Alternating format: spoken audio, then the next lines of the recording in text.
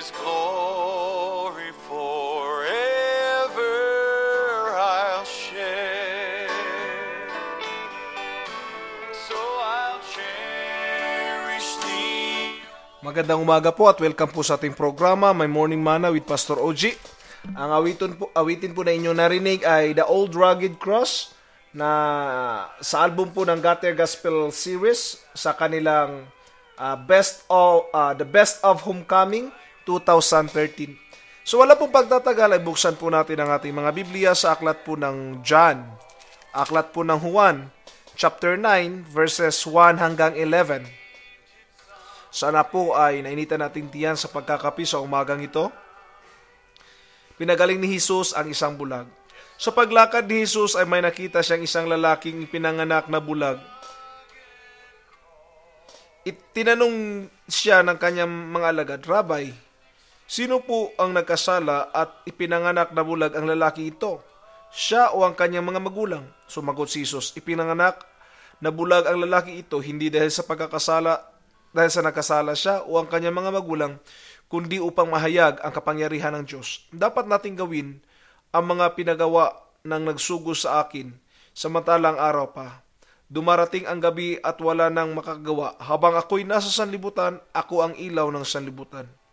Pagkasabi nito, si Jesus ay lumura sa lupa at gumawa ng putik. Ipinahid niya ito sa mata ng bulag. Sinabi sa kanya ni Jesus, pumunta ka sa deposito ng tubig sa Siloy. Ang kahulugan nito ay sinugo. Maghilamos ka roon. Gayon nga ang ginawa ng bulag at nang magbalik ay nakakita na. Sinabi ng kapitbahay niya at ng mga nakakita sa kanya noong siya'y namamalimos pa, hindi ba yun ang lalaking dating nagpapalimos? Sumagot ang ilan, iyan nga, hindi kamukha lang, wika naman ng iba. At sumagot ang lalaki, ako nga po yun, paano kang nakakita? Tanong nila. Sumagot siya, ang lalaking tinatawag na Jesus ay gumawa ng putik at ipinahid sa aking mga mata. Pagkatapos sinabi sa akin, pumunta ka sa Siloy at maghilamos. Kahit pumaroon ako at naghilamos at nakakita na ako. Nasaan siya? Tanong nila sa kanya. Iwan ko po, sagot niya. This morning, I want to bring to you the topic that says true trust, tunay na pagtitiwala. Ang taong ito ay maaring tinatanong ng ilan, sino ba ang may tunay na kasalanan? Bakit siya nabulag? But this man understand that this incident in his life has a purpose.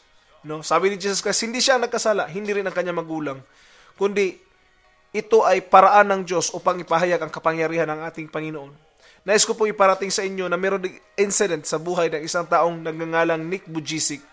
Alam ko po na alam niyo ito, yung no arms, no legs, no limbs.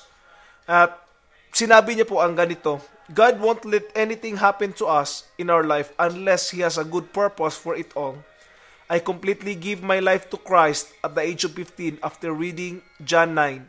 Jesus said that the reason the man was born blind was so that the works of God may be revealed through him. I now see that the glory revealed as He is using me just the way I am and in the way others can't be used.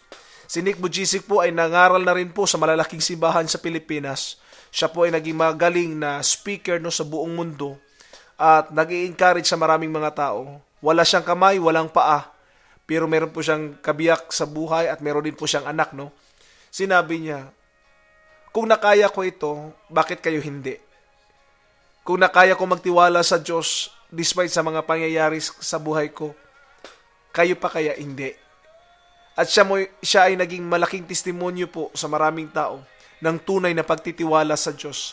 Ang tunay niyang pagtitiwala ay nasa Panginoon lamang po. At ang Diyos po'y napakadakila sa buhay niya. Siya po'y naging pagpapala sa buong mundo, nangangaral, nagbibigay ng encouragement. And if you can find him in YouTube, makikita niyo po siya, Nick Vujicic. You will be encouraged. You will be challenged by his story of life.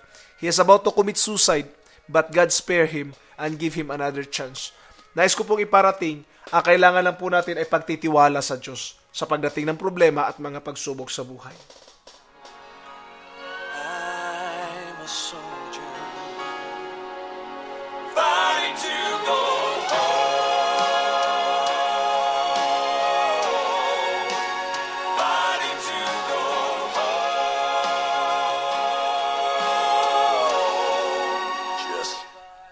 Minsan pa po nagbabalik ang inyong lingkod. Ang awitin po na inyong narinig ay A Soldier Fighting to Go Home by Ernie Hazaa plus signature sound Happy People.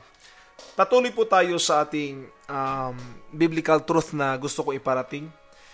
Binanggit ko po dito, in our infirmities, it is God's opportunities. There might be time na tayo nagkakasakit o may mga time na may mga problemang dumarating. Remember that it's the opportunity of God that His power be manifested in our lives.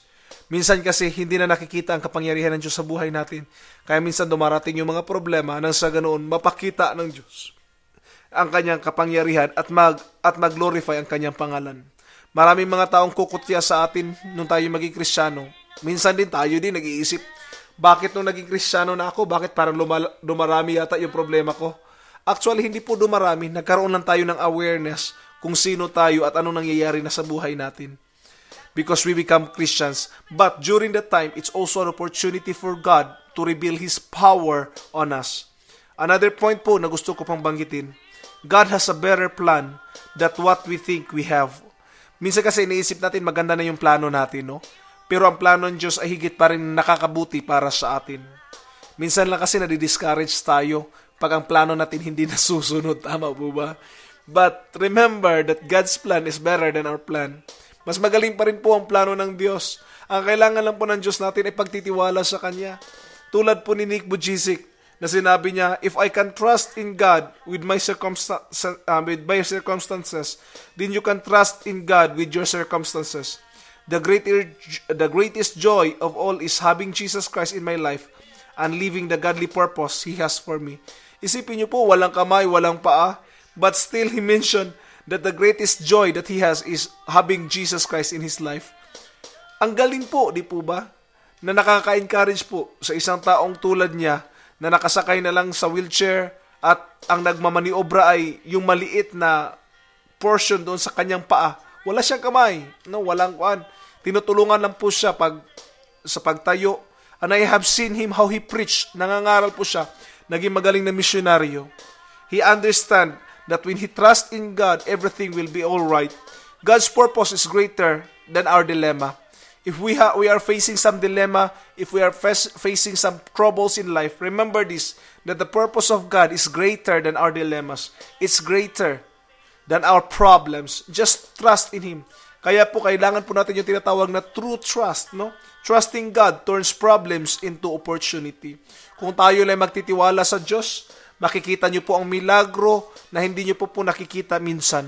And I declare in the name of Jesus that you will be blessed today.